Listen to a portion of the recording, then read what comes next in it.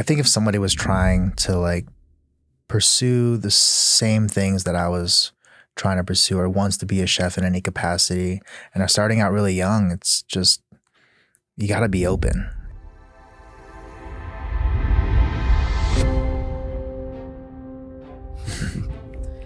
You are now listening to The Gradient Radio, an open space to converse about creativity with creatives. And I am your host, Antonio Knox.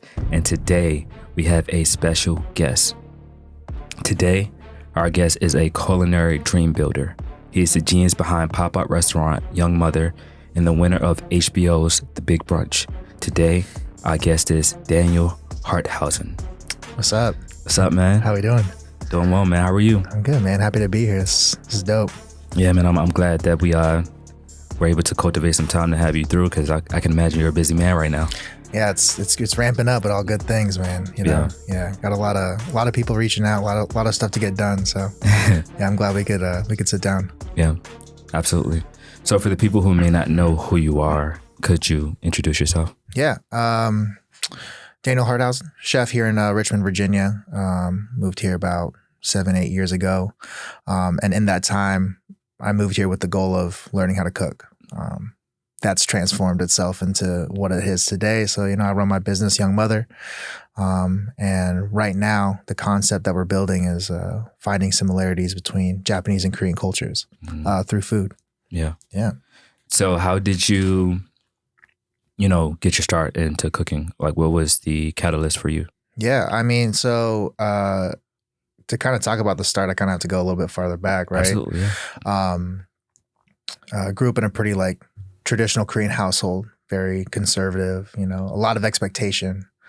But my parents, I think, instilled in me like a very hard work ethic. And I think over time, like the expectation for me to go to college was always like, no question, right? Chose a field in medical, pursued that for the first year, dropped out. Wasn't for me. And I think realizing that at an early age was crucial for me to kind of like go down this path that I'm in right now.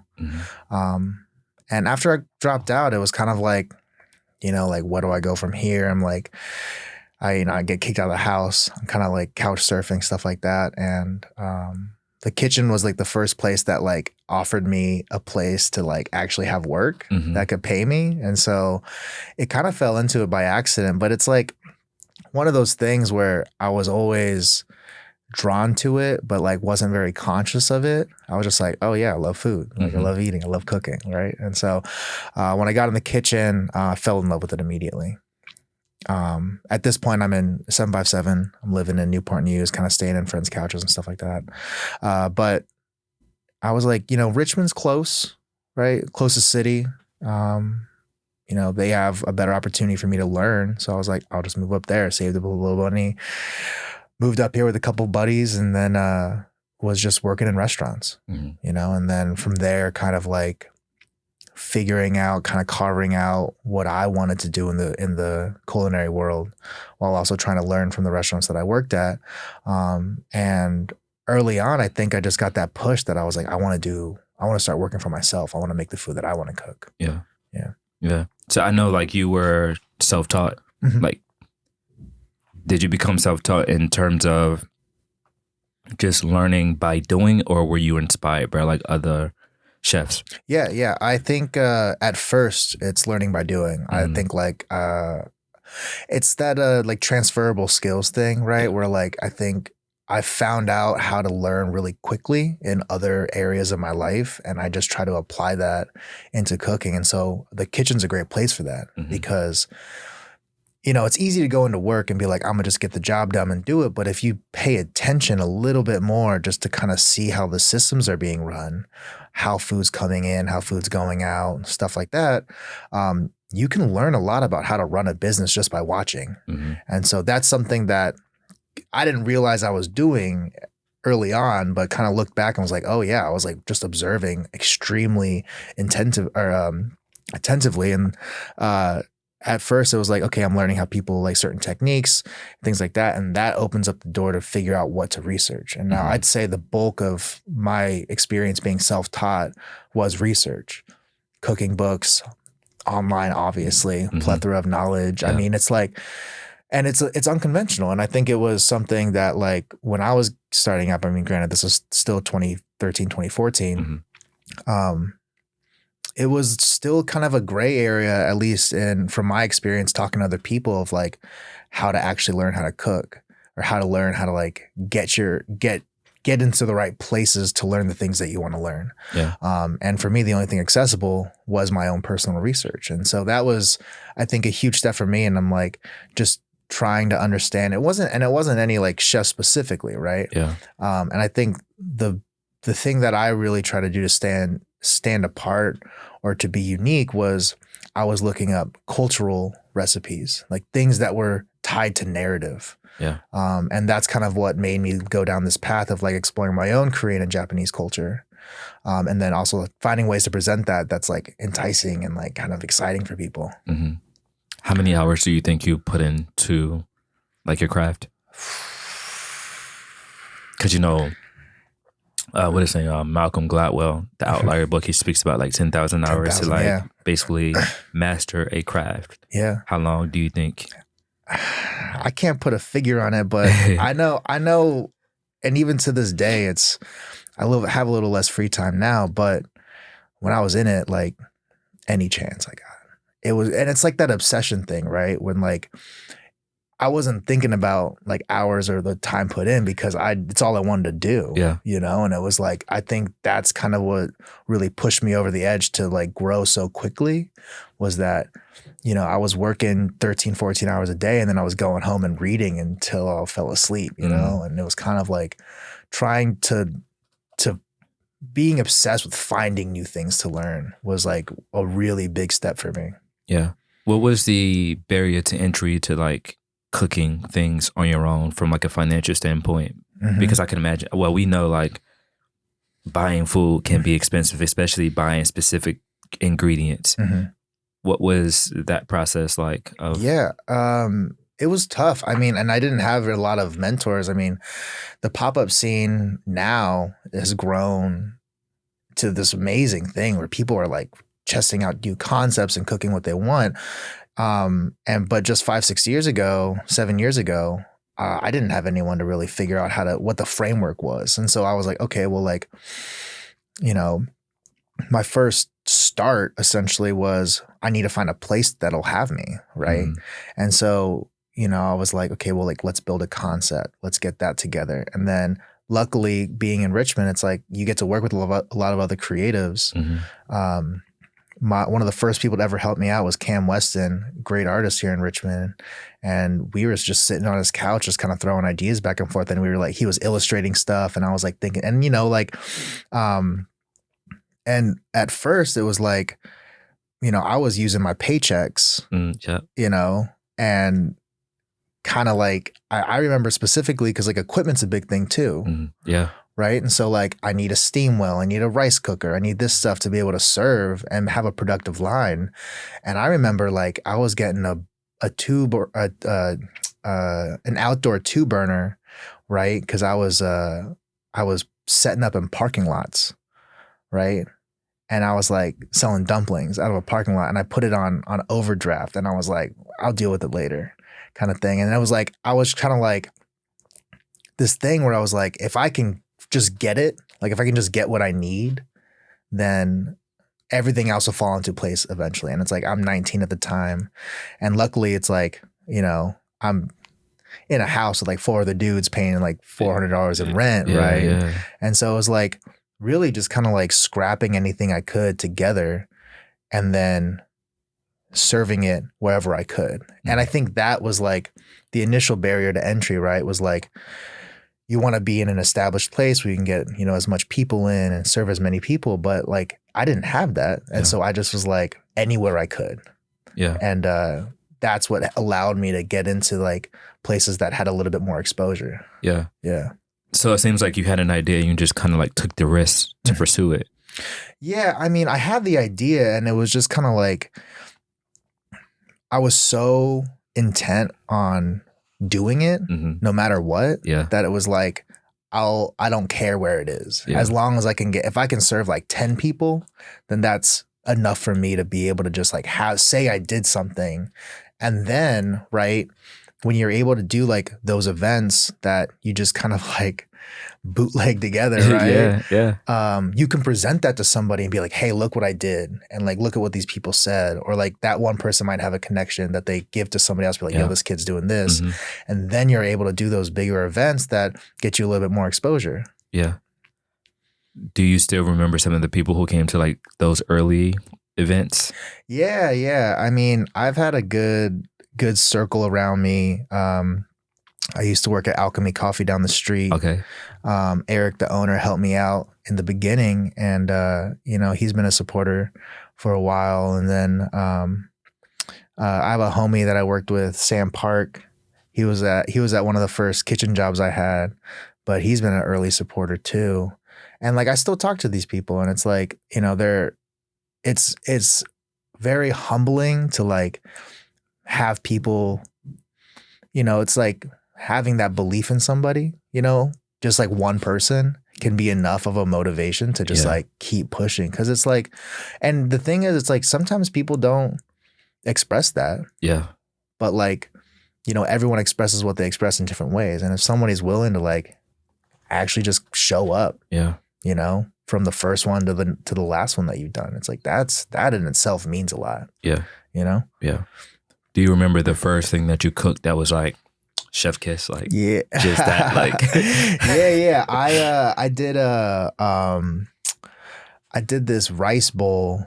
I remember it was braised chicken with sweet potatoes and kale. But when I made it, I like shredded the chicken really nice, and then like braised down the kale like collard greens, and then the sweet potatoes kind of like became like mashed potatoes, and then you put it on top with some like fried onions on top. It was like, it's kind of like put together. It wasn't anything too fancy, but it was like the first thing that I like watched somebody eat it and like their face light up. And that's something I hang on to a lot. And I think a lot of people would, in whatever creative venture they have, is like that first time that you could elicit a response. Yeah.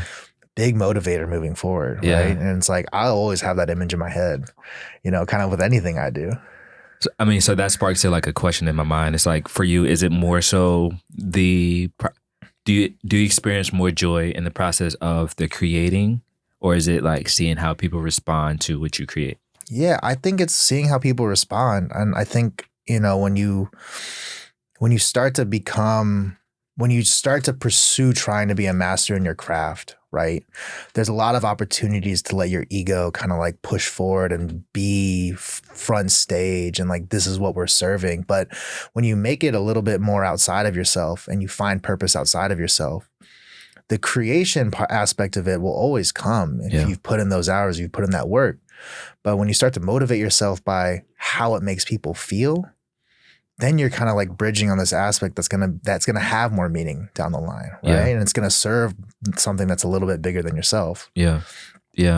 So we spoke about how there was like many different iterations before Young Mother, and how they were like failures in a sense, or you fail in a sense. Could you speak a little bit about that process? Yeah. And it's like one of those processes that, I wouldn't be where I am without those experiences, right? And it's like the first one, like I said, I was making like rice bowls. I called it mixed grain, right? And I hate that name, but I needed that because it's like, and like I said, when I was working with my friend, like drawing up illustrations, like creating a social media presence, building a site, stuff like that.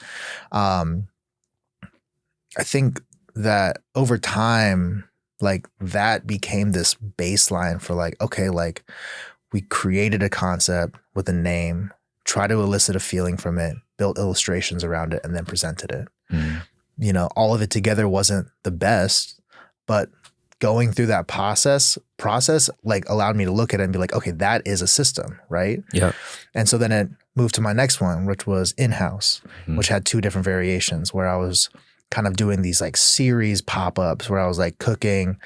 The idea was that I made everything in house, which at the time was like this like novel feeling. But I was like, then, I thought in my head that it was a great idea, but it wasn't something that was being received by the clientele in a way that was exciting. And so I was like, it's not enough to like have an idea, have a mission behind it, and then present it, it's also, you got to like think about the market and how the market's going to receive it.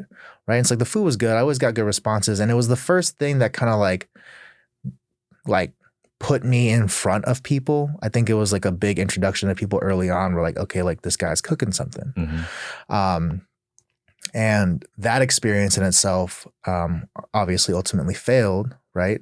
But it showed me the meaning behind how well you understand your market, which I think for a lot of creatives, when you're wanting to present your product, it's a layer of your creation process because you have to somehow get it in front of people.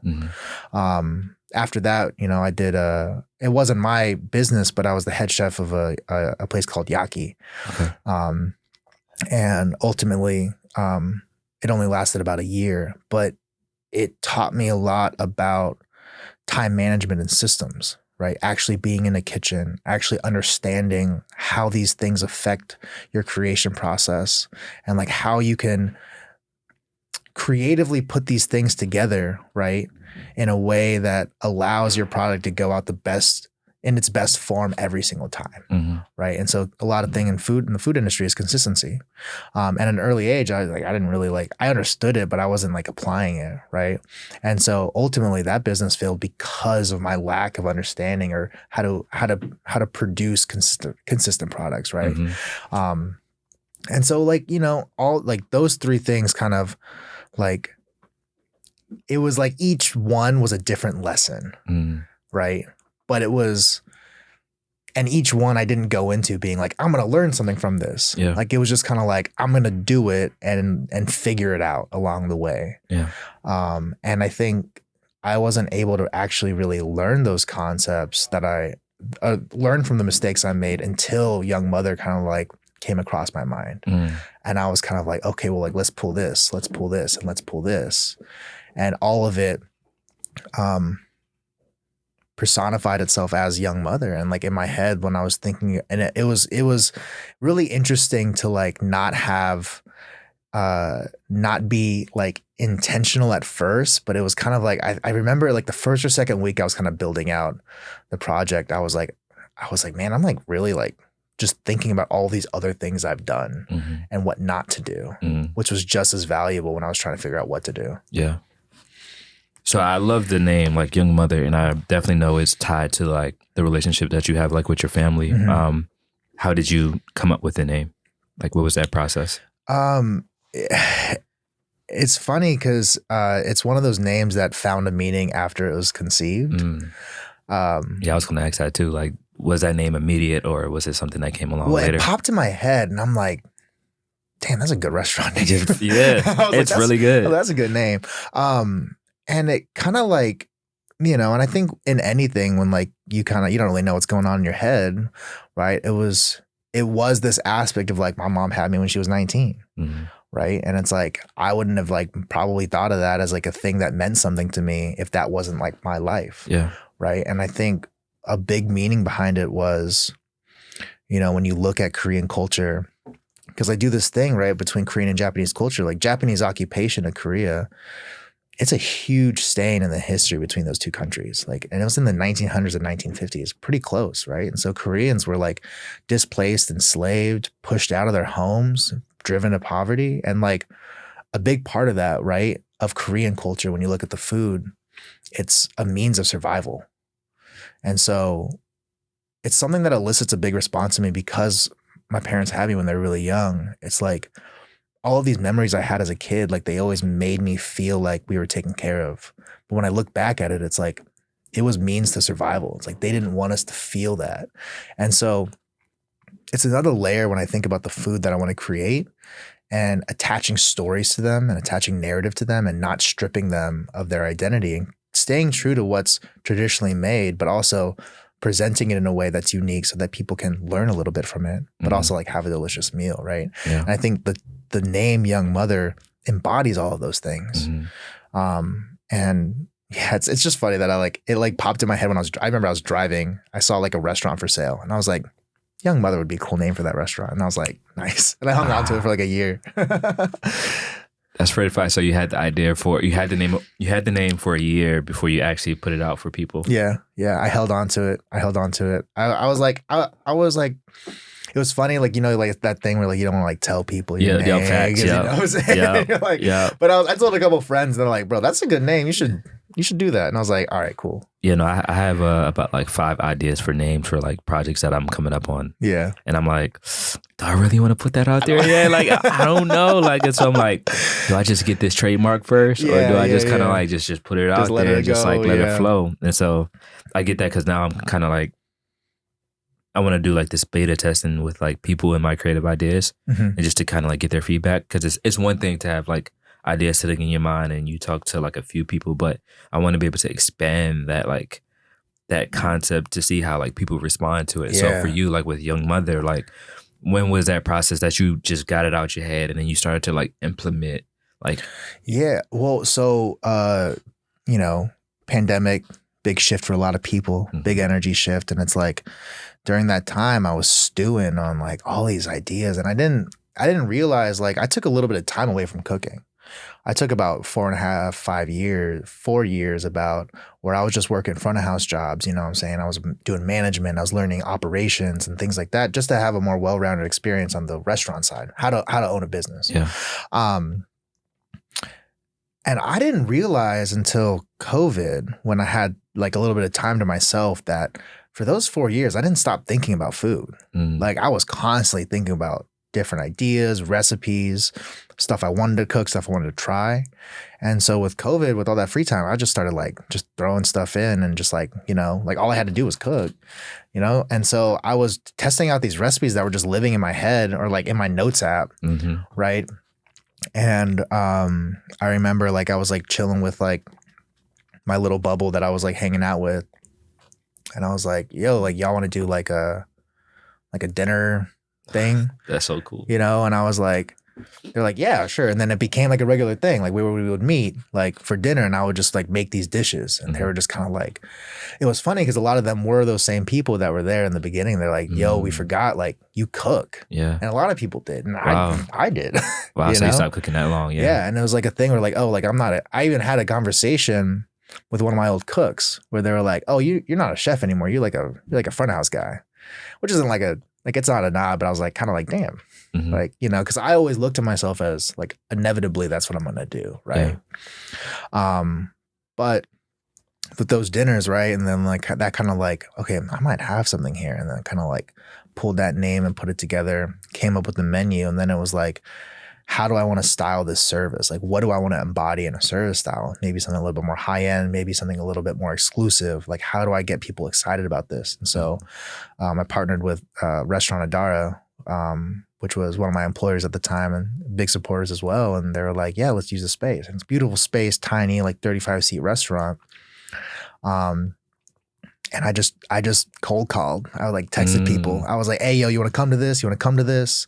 Right. Sent them pictures of the food. Like, I was like taking pictures of my house, trying to make it look nice, you know, just sending this stuff out, trying to get people excited, and filled out my first dinner and then did it, you know? I know you had experience before when you would do things in many different places, whether it was outside or like you started to go in like in-house for things. But how was that first experience with just reaching out to people and, you know, you had this idea and you was just trying to figure out how to like implement it? How was when you got to that first experience and to see people come and to see how they responded to it? What was that like for you? It was I think it was like very validating to a sense, because there's something very vulnerable about like cold calling someone and asking them to come 100%. Come like, hey, come look at what I did. And they come, and you know, if they enjoy themselves, like that's all you could really ask for. And that's what I'm thankful for, especially in any event that I do now, but especially that first one, because it was new and I hadn't been on, you know, I had my finger kind of slightly on the pulse. And so I knew like a couple people that I wanted to invite that have a little bit more reach. You know, some of them came, some of them didn't. And it's like, you know, being able to put it in front of people that, you know, will like, one, want to help you, and then two, give you advice if it's not exactly what it needs to be, right, is very important. And so it's like there's a level of vulnerability that you need to push through, I think, in those initial stages, because if you don't, like, you'll never get started. And I'd be lying if I said it wasn't scary, right? I mean, it is, but it's like I wouldn't have achieved anything without those initial moments. Yeah. So when did it get to the point that like you had a full book waiting list? When was that process? So yeah, it was after that first pop-up, right? A little, little whispers here and there, kind of like a couple people reached out, and I was like, okay, like I can fill a couple dinners with this. And so we did 2 and 3. I got to shout out my man, Michael Couchman, who does all my design work. Solid, such a good guy. Some of my favorite designs are from him, and he makes me look good on that end. but we did a 3-poster series, which was like kind of all I really thought of at that point. I was like, let's do 3 dinners at Adara. That's what we'll like start with. So we did like 3 posters that were all in line. I did menus that was just like the kind of like through line between it. I'm like, you can have this menu at this place with this reservation. It was like, we're doing like 20-person dinners, right? Super small. I'm charging like barely anything, kind of just like trying to get people to try it, like I didn't make any money for the first 10, I think. I think I made like a collective like $60. Wow. When I was doing like for the first like 10, I remember I was like, okay, I should see how much I made. And I was like, I didn't make anything. Because I was like after costs. Yeah. After costs, after labor, after all that. And so like, wow. Yeah. But after that 3 series, right, I kind of like sat back and I was like, I need to like find out how to like get this buzzing, because people were talking about it, people like everyone that came had a good experience, and I was like, how do I like get this a little bit more, make this a little bit more exciting for people? And I was like, exclusivity is always like a thing that people kind of like try to produce in their pop-ups, and strategically I think it kind of is a miss, because people have a lack of understanding of how do you actually translate exclusivity to like money, like actual money coming in, right? And so, there's the idea that like, if you have something and it sells out quickly, it'll make people want to come, right? Which is kind of true. But then you create an environment where you're getting people lined up right when you open, and then your entire inventory sold out in 10 minutes and you can't keep up with it. And then everyone's waiting an hour for food, not having a good time. Yeah. And so I wanted to push that experience into social media. And I was like, okay, well, like, what if we just created this waitlist system where like I would say like, hey, if you want to come to this pop-up, DM me, and then you get like, we'll go first come first serve and you'll get in. Anything after that, I'll put you on a wait list. And so it was this thing where like people were DMing me and they weren't, and then I would kind of like allow people to see it like across a certain amount of time, kind of thing, like where I would send it to certain people or whatever first, get like a good like chunk of the reservations filled, and then put it out there. Right. And then everyone else would go on a wait list. And then the next service, I would just go top down from the wait list.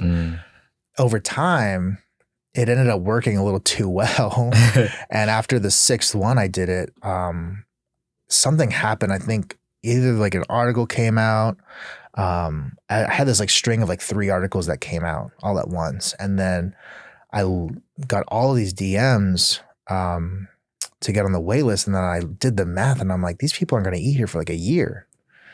So I was booked out for an entire year after my 6th event. Wow. Which was insane. Like I was so thankful, but I was like, fuck, I gotta like, that ain't the way to do it. Yeah. I gotta like get this going. And so I closed the wait list, and then just by nature, right? Because, you start serving all these people that are on this list, you keep doing events, you keep promoting it, they're promoting it, and no one can get in. Yeah. And I didn't do that on purpose. Where you weren't intentionally trying to create demand, basically. Yeah. And it was like I was and wasn't, but I didn't think it would happen to that level. Like that, okay. And I think after like that 10th one, I remember sitting down, kind of looking at it. I was like, I got to figure out how to like make this profitable. because now I have it. It's like now you have people that are already going to come. Mhm. And so that was like, I think the biggest shift was that moment where I like, it just kind of like took off. Mhm. And you can't plan for those moments, you know, No. just kind of like it, you know, right place, right time kind of situation. And I felt really lucky that it even happened to me, you know? Yeah.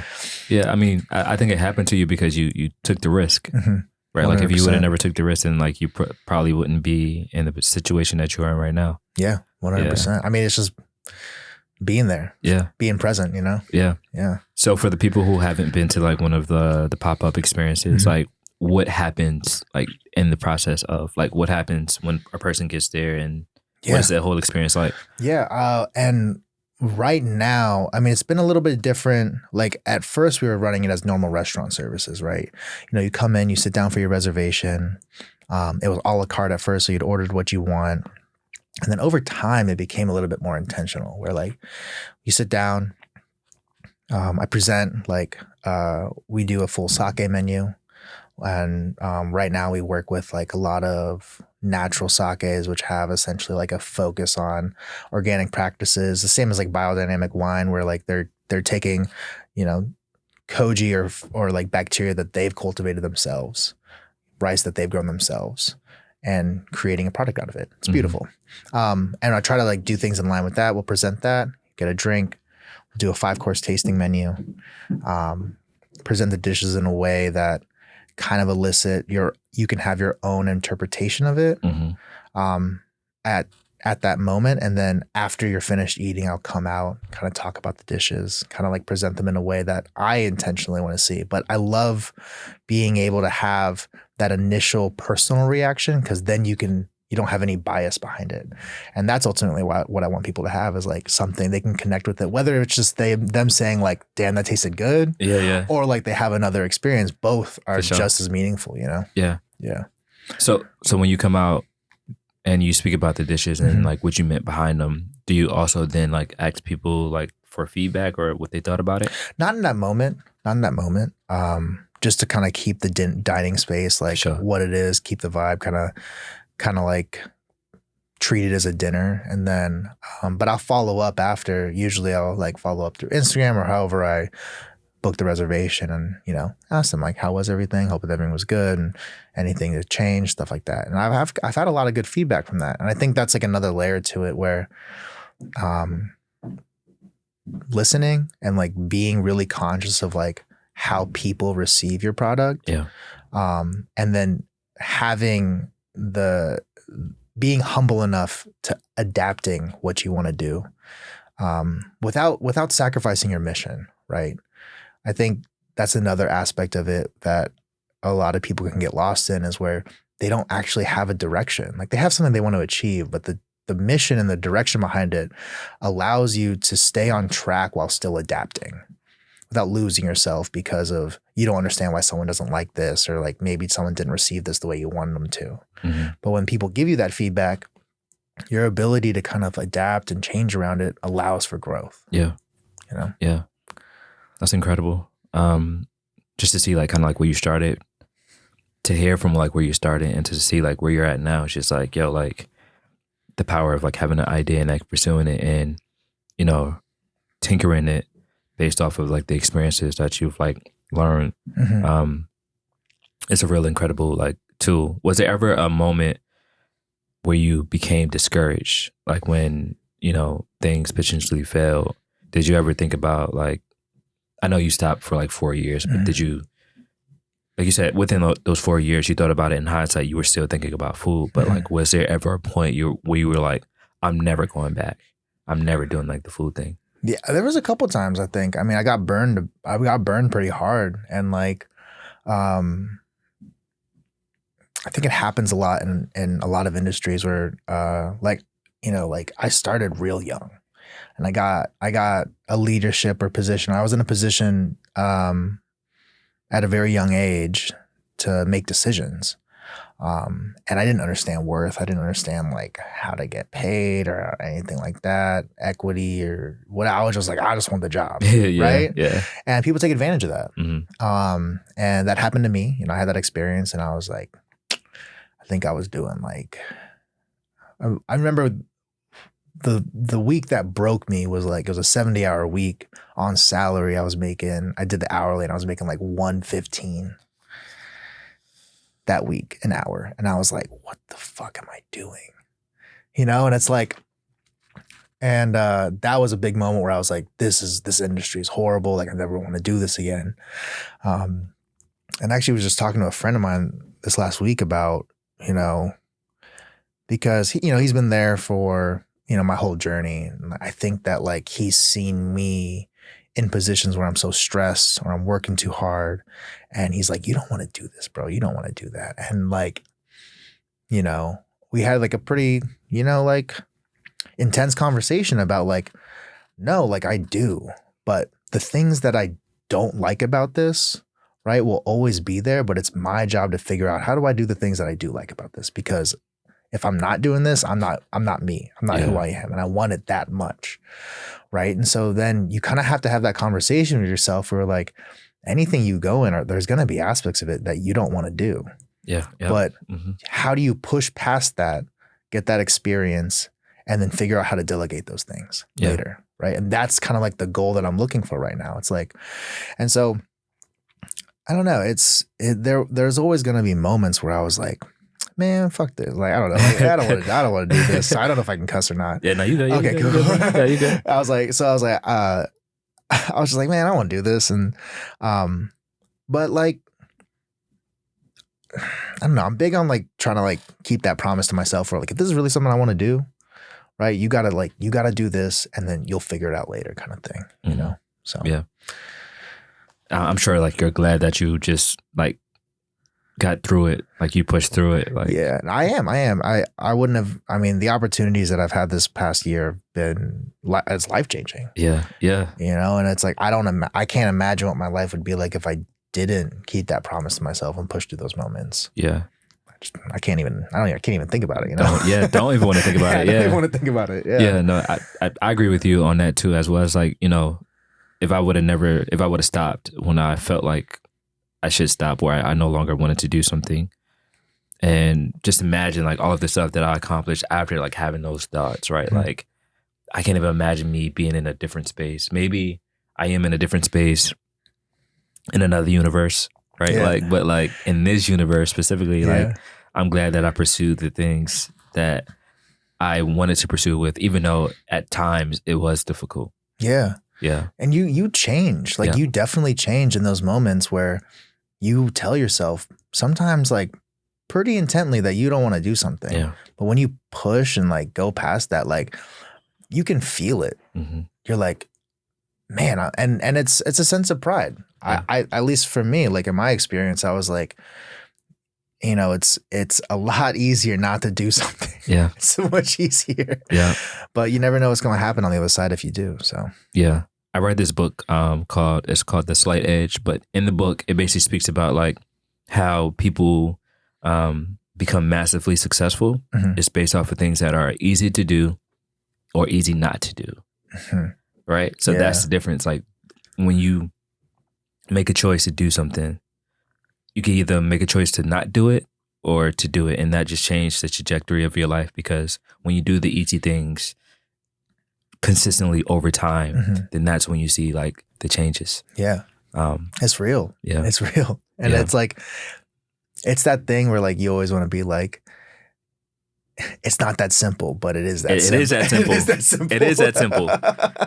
It is. It is that simple. It's the small things that you do consistently over time that will change your life. Yeah. To see the massive success. And it's extremely profound, man. Yeah. Yeah.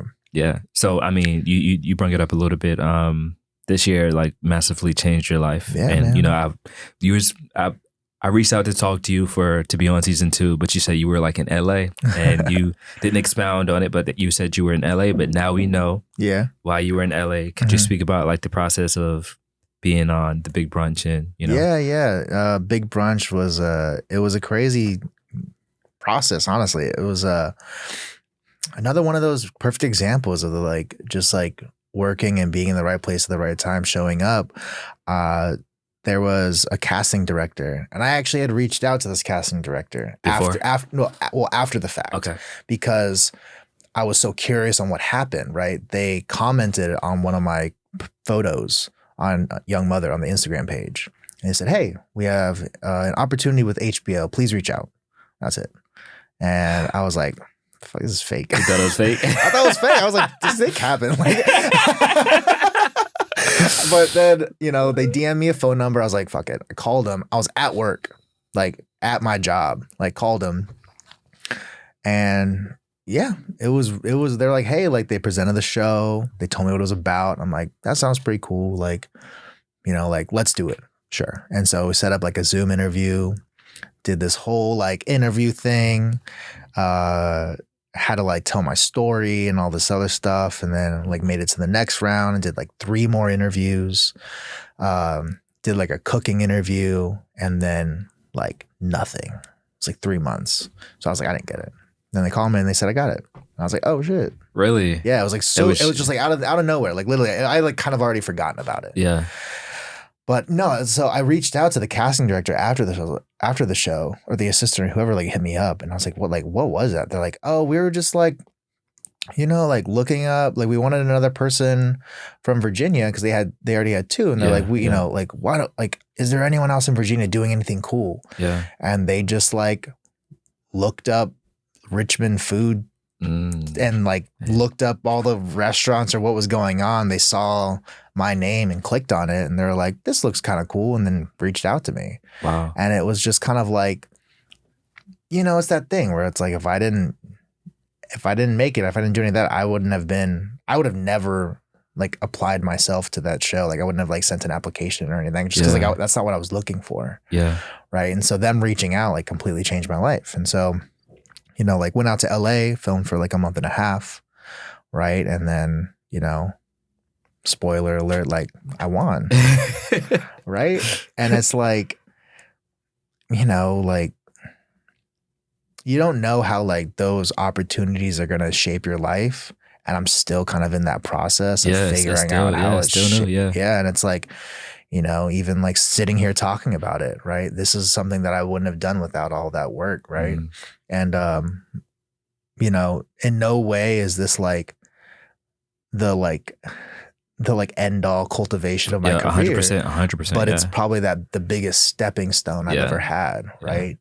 And so having a little bit of cash in pocket, having a little bit of exposure, you know, it allows me to have that flexibility of like, okay, now what? You know, like how do I take that next leap? And it's like, it's even scarier than when I was like starting with no one who knew what I was doing. Yeah. It's even scarier. And there's been moments where I'm like, I should just move. I should just leave. I should just go like that. I'd be lying if I said that didn't come in my head, but it is like that thing where it's like, no, you got to do this. Yeah. Like this is what you're here to do. Like show up.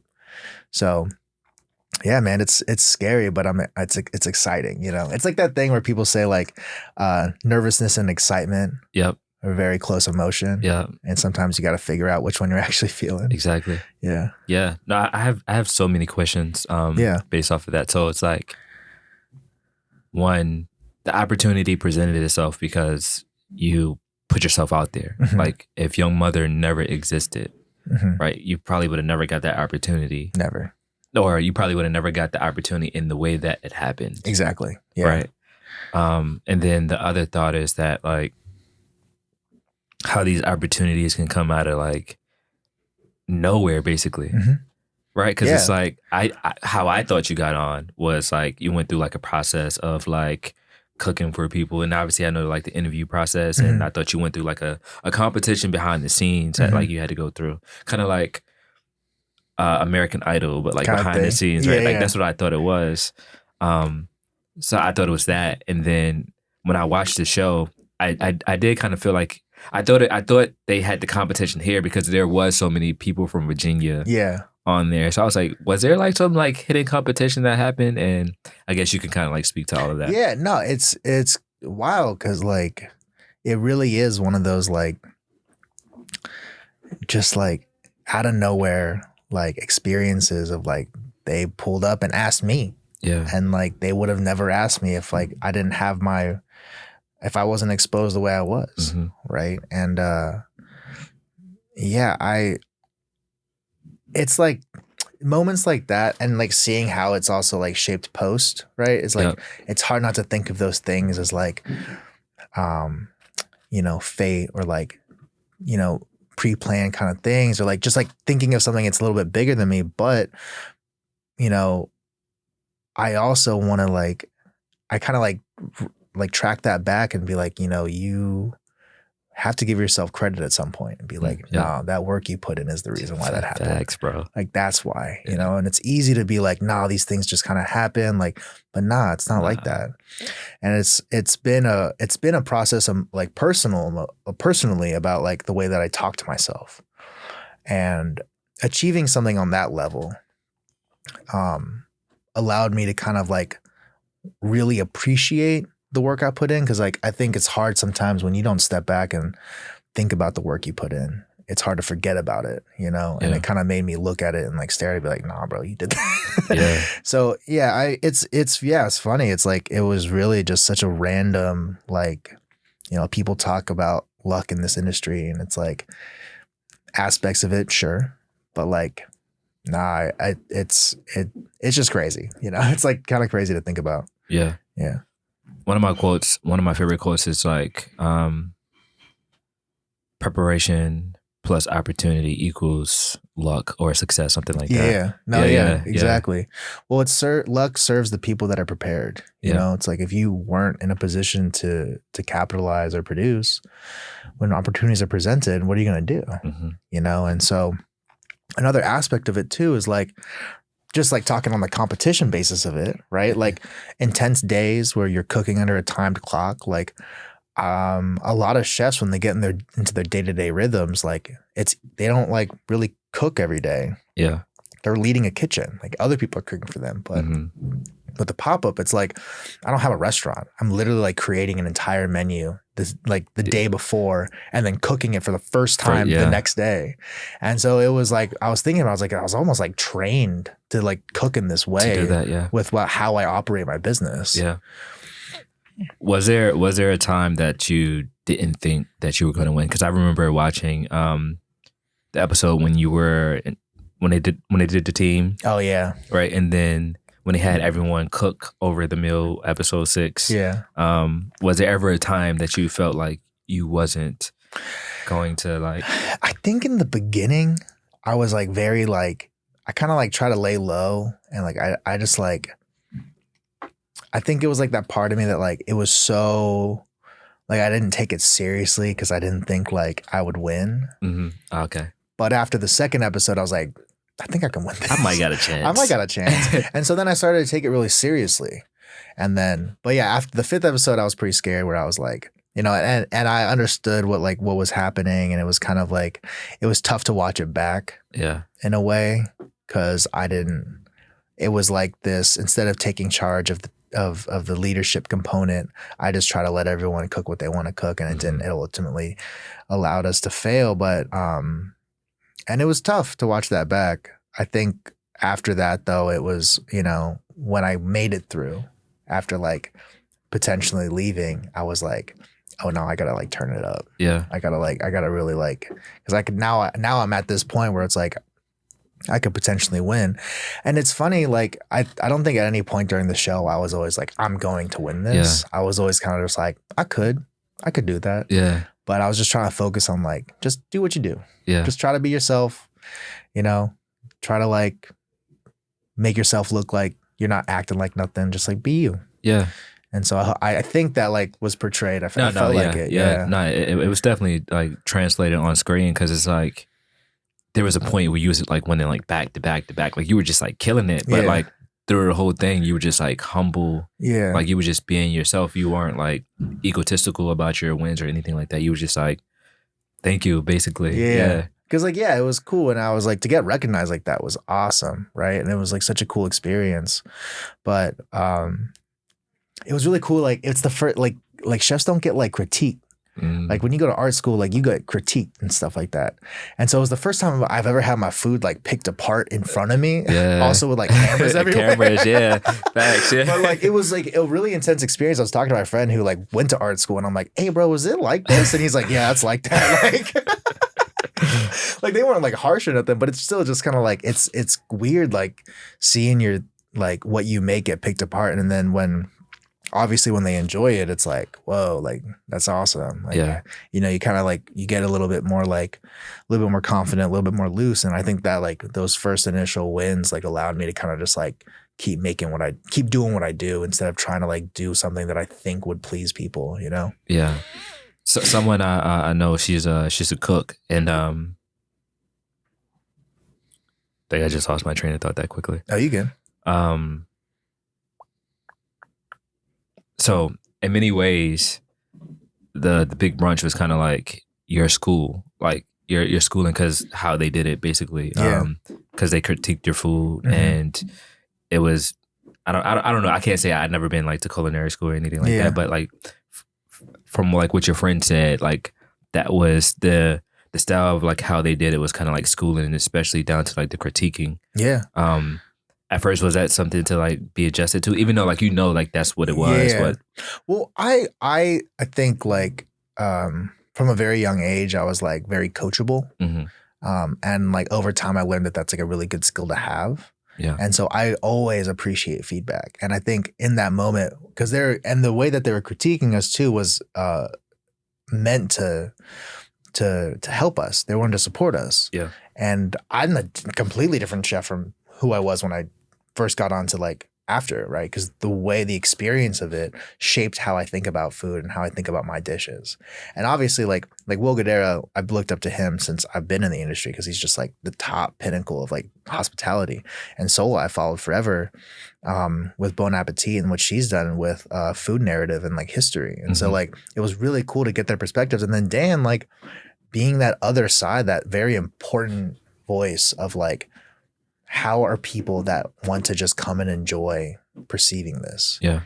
And it was a really unique experience to get all three voices. Mm-hmm. And like, yeah, I mean, it was a very like educational kind of experience. And it's something that I'm going to always remember. Right. Yeah. Yeah.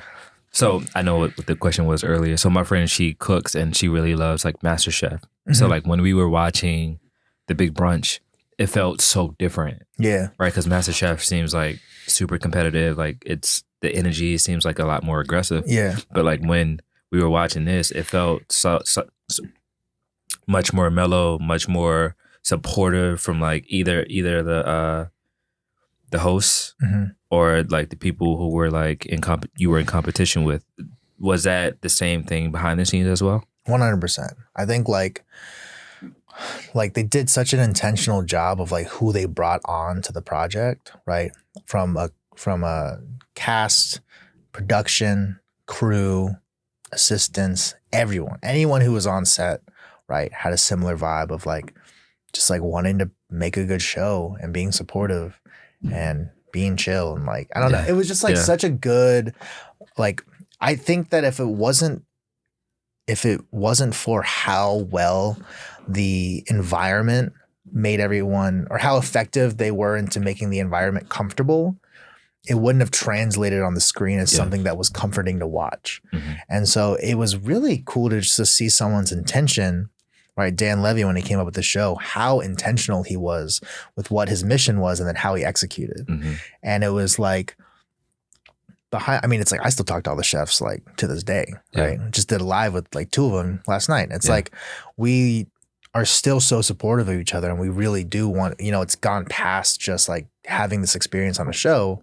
and it's turned into like now we're like in the world with our lives, like supporting each other. Yeah, and it was really cool to watch it back and see it edited in a way where it was like, this really is like a really well-produced, comforting show. And it's always been my, like, I told myself I'd never be on a cooking show because I hated how competitive it was. Mm-hmm. It's like, I'm not trying to be a part of that. Like, I'll just do what I do and like, I'll be fine. But I remember when that was presented within the interview process, I was like, oh, this sounds like different. And it gave me a platform to like talk about my story. Mm-hmm. Yeah. Right. Which was huge. And I think like everyone there had a very unique voice that they wanted to highlight. And that being like the center of it allowed for that like comforting kind of supportive vibe. Mm-hmm. Yeah. So how was that moment for you? Because I know once you won, there were like tears. Yeah. what was that moment like? Yeah, like I'm not it was a lot of emotion. It was like I was saying, like all those moments where I was like, I never said I would win, I said I could win, Mhm. right?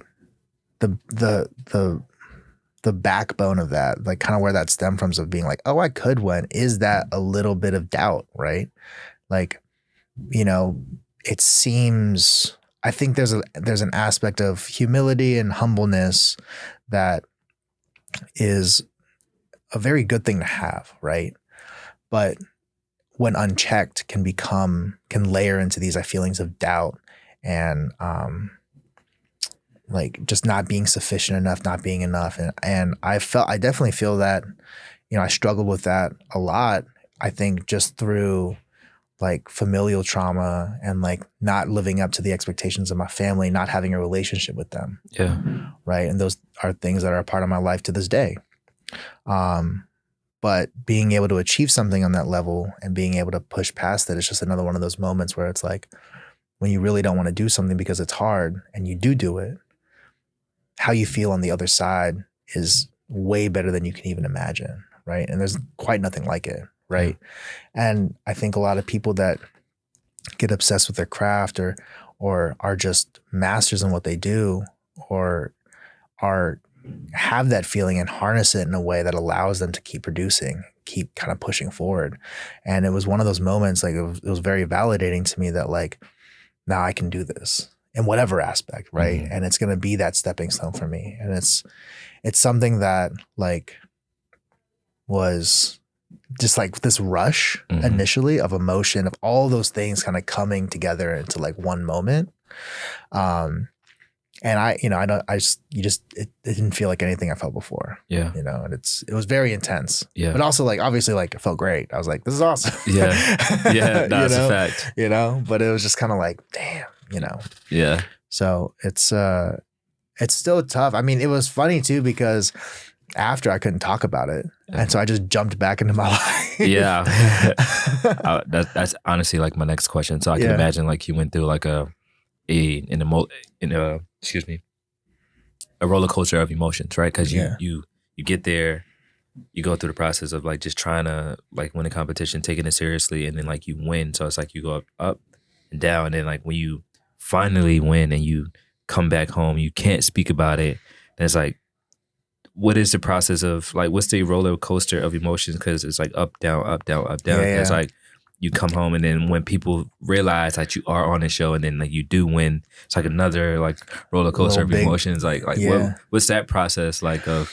It was unique. I mean, it'd been a roller coaster of a year because of it, right? And it's like we started, got back in like April, and I just like jumped back into my job. I was doing the pop-ups and like I like forgot about it. Like honestly, wow. Like I literally just like, cause I couldn't talk about it. Yeah. Like I just like was like, there's no use in me like thinking about it all the time. Mm-hmm. So I kind of just like was like, I would talk to the chefs a lot, and so we like were able to kind of be that support system for each other. But like, I kind of just forgot in a weird way. Yeah, and I think it was my way of dealing with it. I get it. Yeah. And then like once the show announced, everyone's reaching out, like everyone's like, oh my God, this is so cool. And it was kind of like, oh yeah, like I did that. And then I'm like, but even through the whole thing, I'm like, I can't talk about winning, And so it took like 3 weeks to come out-ish. And so those 3 weeks were like really intense, like just kind of like, cause also I didn't want to spoil it for people. Yeah, for sure. And so it was, big ups and downs, And it's like, I think that final, like when everyone realized I won was a very like, it was that same emotion I had when I did win on the show. It all kind of came back, and I like felt it, and I was like, oh man. And it was nice. I kind of got this like surge to be like, I just want to work. I just want to keep going. Yeah. And no, it was cool. It was just like, just so intense. Yeah. And the ups and downs are wild. Yeah. Yeah. Have people been treating you differently? Do you think? I don't think so. I try not to like pay attention to that too much. I have a lot more like people coming up to me that I don't know. For sure. Which is like kind of cool. Like it's weird and cool. First time someone did it, I was like at the grocery store, and they like yelled my name, and I I gave them a hug and I'm like, I'm so sorry. I don't know how I know you. And they're like, oh no, we're strangers. Like, I don't know who you are. And I was like, oh shit. Oh, right. I was like, you're the first person to do that. So I didn't know. That's my bad. But that was a funny moment. And then, but like all my friends kind of like, you know, they're all happy for me, but they like keep it real. Yeah. So it's like, I don't need to like, I like try to do this thing where I'm like, you know, this is cool, but like now what? Kind of like where my headspace is at right now. Yeah. You know? I think that really like shows who you are, because like most people wouldn't say like, I don't know you. Like in that moment, it's just like, how do I know you? People would just kind of like carry the conversation until they leave and like who was that? Like, so that really shows like who you are as like an individual. So you win. People start to know. You're in collaboration with like having another pop up. Where do you see this going? You know, now that you win, people know like what's next. Yeah.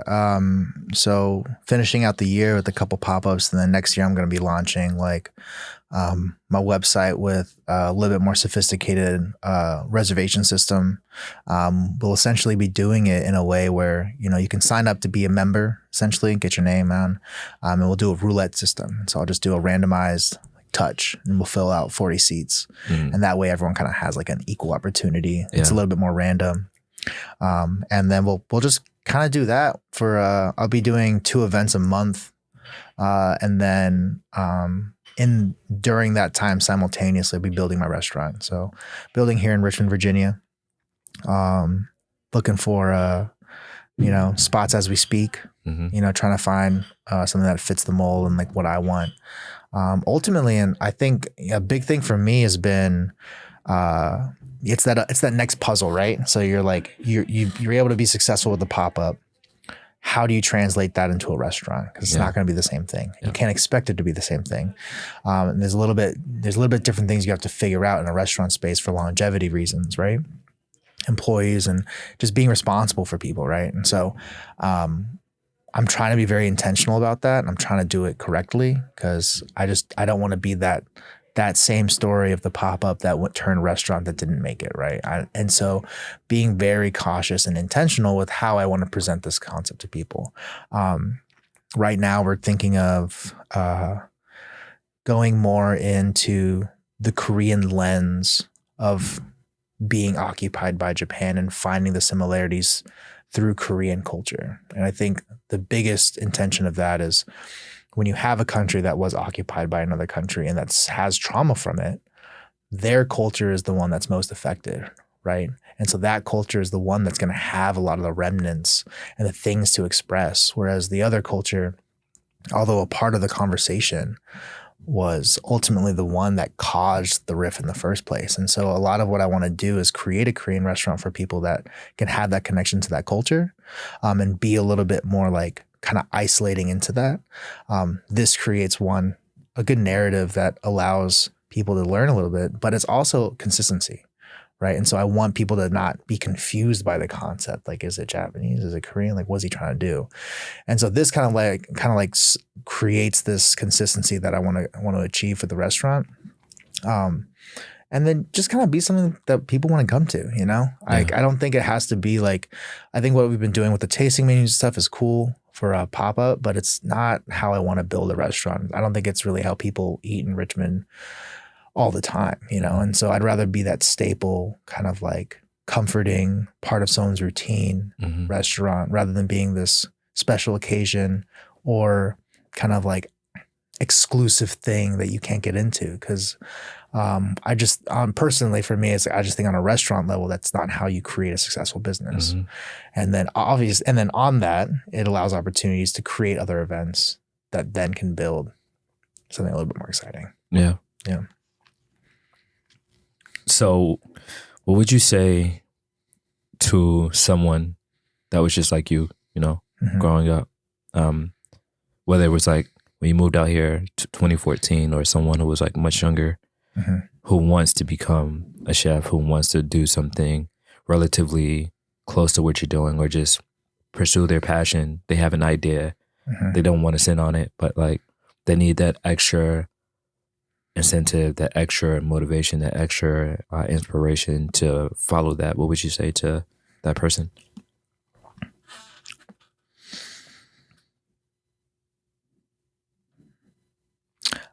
I think if somebody was trying to like pursue the same things that I was trying to pursue, or wants to be a chef in any capacity, and are starting out really young, it's just, you got to be open. And that's not only to information, but it's being open to who you are as a person, what the job demands of you. I think right now there's a lot of noise about, there's ways to take care of yourself, and there's ways to be conscious of what you want from your life. But there is also a conversation that has to be had that if there is truly something that you want to do, there's going to be things that are going to be hard to do, and that might not fit in line with your self-care routine or what you want to, or how you want to live your life. And that's when you have to be open to having that conversation with yourself. And I think a lot of people get scared with whatever hurdles they have, but those hurdles are always going to be there. And as long as you're open and you're able to adapt, and you give yourself the grace to adapt, you'll be okay. I think just keep moving forward. Yeah, most definitely keep moving forward. Keep moving forward, day by day. Day by day. Day by day. Hey man, I appreciate you taking some time and being on. I know now, specifically now, you're a really busy man, and I'm glad I reached out. He was like, yeah, I still want to be on. I'm looking forward to it. I'm like, yo, that's what's up. I was tired I couldn't get on when you asked me, because I was looking for it, and I'm like, man. So now I'm glad you reached out. Thank you so much. Yeah, most definitely. I was, before I even knew about this, I was like, yo, you was going to be on regardless, because when you presented and you was like, yo, it's so much creativity in the culinary space. I was like, that's a valid point, because I didn't think about it from that standpoint. You really opened my eyes. There's creativity in many different spaces. Yeah, I appreciate that. That means a lot, man. Thank you. Yeah. Yeah. My name is Antonio Knox. That's Daniel Harthausen. Right? Hey, Harthausen. Yeah. Yes. And this was the GRDNT Radio. Thanks, guys.